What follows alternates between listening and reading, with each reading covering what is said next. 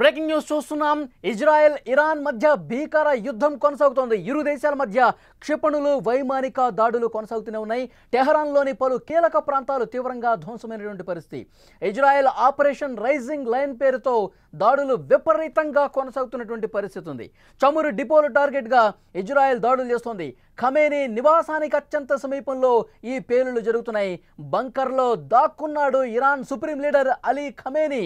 Khamenei పూర్తిగా పారిపోయే పరిస్థితుంది. యుద్ధం దాడిని తీవ్రతను తట్టుకోలేక ఖమేనీ పారిపోయిన పరిస్థితుంది. ప్రస్తుతం ఇజ్రాయెల్ ఇరాన్ మధ్య భీకర యుద్ధానికి సంబంధించిన విజువల్స్ ఒక బాక్స్లో మీరు చూస్తున్నారు. ఇరు దేశాలు కూడా క్షిపణులు వైమానిక దాడులకు పాల్పడుతున్న పరిస్థితి ఉంది. జూన్ 13న Israel defence forces Mossad operation rising lion పేరుతో పెద్ద ఎత్తున ఇరాన్లోని అణు స్థావరాలు, సైనిక స్థావరాలు, ఉన్నతాధికారుల నివాసాల మీద వరుసగా దాడులు చేస్తూ ఉంది. ఈ దాడుల్లో పలువురు సైనిక అధికారులు, సైంటిస్టులు కూడా చనిపోయిన విషయం తెలుసు. దేశానికి వెన్నెముక లాంటి స్థావరాల మీద దెబ్బ కొడుతోంది ఇజ్రాయెల్. ముఖ్యంగా చమురు డిపోలు, శుద్ధి కర్మాగారాలపై వరుసగా క్షిపణి ప్రయోగం చేసింది. ఇదిలా ఉంటే Iran supreme leader Ayatollah Ali ఖమేనీని అధికారులు సురక్షిత ప్రాంతాలకు తరలించినట్టుగా తెలుస్తోంది. ఈశాన్య టెహరాన్లోని అండర్ గ్రౌండ్ బంకర్లో ఖమేనీ తన కుటుంబంతో సహా తలదాచుకున్నట్టుగా సమాచారం వస్తుంది.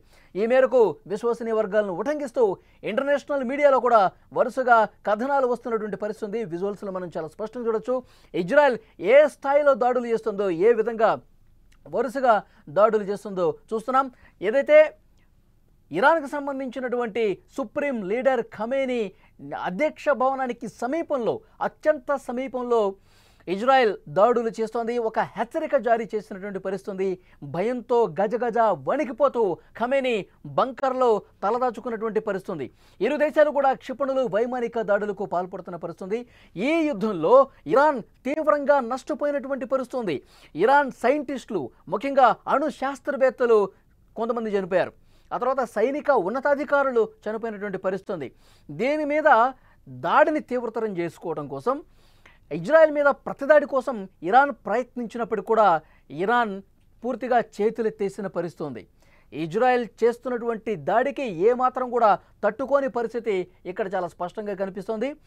ఖమేనీ నివాసంతో పాటు ఇరాన్ అధ్యక్ష నివాసానికి సంబంధించినటువంటి కార్యాలయానికి సమీపంలో కూడా పెద్ద ఎత్తున దాడులు చేసినటువంటి పరిస్థితి. ఖమేనీ భద్రతకు ప్రమాదం పొంచి ఉందని చెప్పి అధికారులు భావించారు. ఆ నేపథ్యంలోనే బంకర్కు తరలించినటువంటి పరిస్థితి. ఆపరేషన్ రైజింగ్ లయన్ తొలి రోజే ఖమేనీని లక్ష్యంగా చేసుకుని ఇజ్రాయెల్ తొలుత భావన చేసింది. కానీ అణుశుద్ధి కార్యక్రమాన్ని పూర్తిగా నిర్వీర్యం చేసే విధంగా ఇరాన్కు మరొక అవకాశం ఇవ్వాలని నెతన్యాహు సర్కారు ఆలోచన చేసింది. కేవలం హెచ్చరికగా మాత్రమే ఖమేనీ నివాసం సమీపంలో దాడులు చేసినట్టుగా వార్తలు వస్తున్నాయి. గత 4 రోజులుగా పరిస్థితి మనం చూస్తున్నాం. ఇజ్రాయెల్ వరుసగా చేస్తున్నటువంటి ఈ దాడులతో ఇరాన్ వైపు భారీ నష్టం కనిపిస్తోంది. సైన్యాధికారుల మీద దాడులు, అణు శాస్త్రవేత్తలు ఈ దాడుల్లో చనిపోయారు.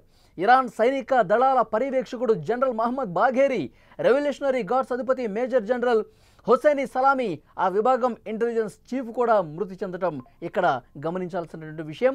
దాడులు, ప్రతిదాడులతో మొత్తం కూడా అట్టుడికిపోతున్న పరిస్థితి. ఈ యుద్ధంలో ఇరాన్ తీవ్రంగా నష్టాన్ని చూసినటువంటి పరిస్థితి. నెతన్యాహు ఒక సంచలన ప్రకటన కూడా చేశాడు. ఇరాన్ పూర్తిగా గురిపెట్టింది ట్రంప్ మీద, ట్రంప్ను చంపాలని చూస్తోంది ఇరాన్ అంటూ ఇజ్రాయెల్ అధ్యక్షుడు నెతన్యాహు ఒక సంచలన ప్రకటన చేశాడు. అంటే పరిస్థితి ఎంత క్లియర్గా ఇక్కడ కనిపిస్తుందో మనం అబ్జర్వ్ చేయొచ్చు. ఇరాన్ ఇజ్రాయెల్ మధ్య పెద్ద ఎత్తున ఈ దాడులు ఒకవైపు కొనసాగుతుంటే, మరోవైపు ఇలాంటి సంచలనమైనటువంటి ప్రకటనలు బయటకు వస్తూ ఉన్నాయి. నెతన్యాహు చాలా కీలకమైనటువంటి స్టేట్మెంట్స్ ఇస్తూ ఉన్నాడు. ట్రంప్ మీద ఇరాన్ గురిపెట్టింది. ఈ ప్రపంచంలో ఇరాన్కి ఉన్న మొదటి శత్రువు డొనాల్డ్ ట్రంప్ మాత్రమే. కాబట్టి డొనాల్డ్ ట్రంప్ను చంపాలని చూస్తోంది అంటూ పెద్ద ఎత్తున ఒక సంచలన కామెంట్ని నెతన్యాహు పేల్చినటువంటి పరిస్థితి. అంతకుముందు ట్రంప్ కూడా మరొక స్టేట్మెంట్ పాస్ చేశారు. ట్రంప్ ఏమన్నారంటే, ముఖ్యంగా ఇరాన్కి సంబంధించి ఏదైతే సుప్రీం లీడర్ ఖమేనీ ఉందో, ఆ ఖమేనీని చంపాలని చెప్పి ఒక ప్రతిపాదన నా ముందుకు ఇజ్రాయెల్ తీసుకొచ్చింది, దానికి నేను ఒప్పుకోలేదు అంటూ కూడా ట్రంప్ కామెంట్ చేసిన పరిస్థితి. దీనికి ఇజ్రాయెల్ అధ్యక్షుడు నెతన్యాహు ఖండించారు. అలాంటిదేమీ లేదు, అలాంటి ప్రతిపాదన ఏమీ మేము తీసుకురాలేదు అంటూ ఆయన కూడా దీన్ని ఖండించిన పరిస్థితుంది. ప్రస్తుతం ఇజ్రాయెల్ ఇరాన్ మధ్య ఒక భీకర దాడులకు సంబంధించిన దృశ్యాలు మీరు స్క్రీన్ మీద చూస్తూ ఉన్నారు. పెద్ద ఎత్తున ఖమేనీ నివాస స్థలానికి అతి సమీపంలో పెద్ద ఎత్తున దాడులు కొనసాగుతున్న పరిస్థితుంది. ఇజ్రాయెల్ పూర్తిగా పైచేయి సాధించిన పరిస్థితుంది. ఎందుకంటే ఇరాన్కి సంబంధించి ఏవైతే అణు స్థావరాలు ఉన్నాయో, అణుశుద్ధి కేంద్రాలు ఉన్నాయో, ముఖ్యంగా సైనిక స్థావరాలు కావచ్చు, చమురు క్షేత్రాలు కావచ్చు, వీటన్నింటి మీద పెద్ద ఎత్తున ఇజ్రాయెల్ దాడులు చేసిన పరిస్థితుంది. ఇరాన్ తీవ్రమైనటువంటి నష్టాన్ని మూటగట్టుకున్న పరిస్థితుంది.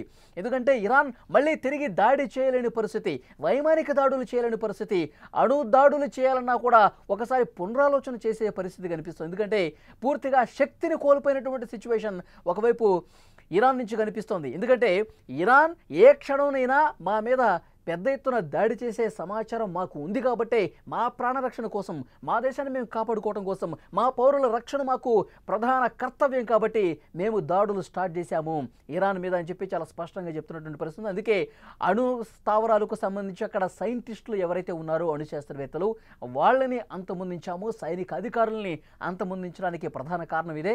మా దేశం మీద ఏ క్షణమైనా వాళ్ళు పెద్ద ఎత్తున దాడికి ప్లాన్ చేస్తున్న సమాచారం ఉంది కాబట్టి ముందుగా వాళ్ళ అణు స్థావరాలు, సైనిక స్థావరాలు, అటు సైడ్ నుంచి పెద్ద ఎత్తున దాడి చేసే అవకాశం ఉండకూడదని చెప్పి కేవలం వాటి మీద మేము దృష్టి పెట్టి దాడి చేశాము, ధ్వంసం చేశాము, మళ్ళీ తేరుకోవడానికి కొన్ని సంవత్సరాలు పడుతుంది ఇరాన్ అని చెప్పి నెతన్యాహు కీలకమైనటువంటి స్టేట్మెంట్ ఇచ్చినటువంటి పరిస్థితుంది.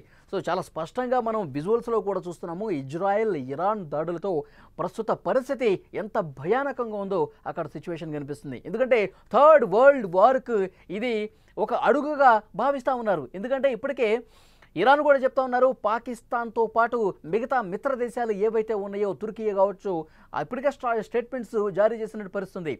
మేము గనక దాడి చేయటం మొదలు పెడితే మాతో కలిసి వచ్చే దేశాలు చాలానే ఉన్నాయి, ఇస్లామిక్ కంట్రీస్ చాలానే ఉన్నాయి, మా దాడి చాలా బలంగా ఉంటుందని చెప్పి స్టేట్మెంట్ పాస్ చేసిన పరిస్థితుంది. కానీ ఇక్కడ ఇజ్రాయెల్ మాత్రం ఒకవైపు వాళ్ళ నుంచి స్టేట్మెంట్సే వస్తున్నాయి, ఇటువైపు నుంచి మాత్రం క్షిపణులు వస్తున్నాయి. పెద్ద ఎత్తున దాడులు కొనసాగుతున్నటువంటి పరిస్థితుంది. ఇప్పుడు వైమానిక దాడులు షురూ చేసింది ఇజ్రాయెల్. ఎందుకంటే ఇక్కడ ఇరాన్ వైపు నుంచి దాడులు చాలా బలహీనమైన పరిస్థితి కనిపిస్తోంది. దాడులు చేయలేని స్థితికి చేర్చుకున్న తర్వాత ఇప్పుడు వైమానిక దాడులతో చాలా తీవ్రమైనటువంటి దాడులు ఇజ్రాయెల్ నుంచి వస్తున్నటువంటి నేపథ్యంలో ఇక ఖమేనీ తట్టుకోలేకపోయాడు. ఇరాన్ సుప్రీం లీడర్ ఖమేనీ పూర్తిగా బంకర్లో దాక్కున్న పరిస్థితి కనిపిస్తుంది. అక్కడ స్థానికంగా ఉన్నటువంటి అధికారులు, సైనిక అధికారులు కూడా ఖమేనీ ఇక్కడ ఉండడం సేఫ్ కాదు, ఎందుకంటే చాలా కొద్ది దూరంలోనే పెద్ద ఎత్తున దాడులు చేసింది ఇజ్రాయెల్, ఆయన ప్రాణాలకు ఇబ్బందికర పరిస్థితి ఏర్పడుతుంది కాబట్టి బంకర్లో ఉండటమే సేఫ్. గతంలో జరిగినటువంటి ఉద్రిక్త పరిస్థితుల్లో కూడా ఖమేనీ ఇలాగే బంకర్లో దాక్కున్నాడు. సో ఇప్పుడు కూడా సేఫ్గా బంకర్లో దాచినటువంటి పరిస్థితి, పూర్తిగా చేతులెత్తేశాడు, పారిపోయే పరిస్థితి కనిపిస్తోంది. ఇక్కడ క్లియర్గా ఇజ్రాయెల్ పైచేయి సాధించింది. మరొకసారి దాడుల పేరుతో మీరు స్టేట్మెంట్స్ పాస్ చేస్తే పూర్తిగా మీ దేశాన్ని నామరూపాలు లేకుండా చేస్తామని చెప్పి చాలా స్పష్టంగా ప్రకటనలు వస్తున్నాయి. ఒకవైపు ట్రంప్ నుంచి కూడా చాలా స్పష్టమైనటువంటి హెచ్చరిక వస్తుంది ఇరాన్కి, పుతిన్ నుంచి కూడా చాలా స్పష్టమైన హెచ్చరిక ఇరాన్కు వస్తోంది. ఎందుకంటే ఇరాక్లో ఉన్నటువంటి సైనిక స్థావరాలు అమెరికాకు సంబంధించి ఏవైతే ఉన్నాయో వాటి మీద దాడులు కొనసాగితే గనక, వాటిని బేస్ చేసుకొని ఇరాన్ దాడి చేస్తే గనక తగిన మూల్యం చెల్లించుకోక తప్పదు, భారీ మూల్యం చెల్లించుకోక తప్పదు.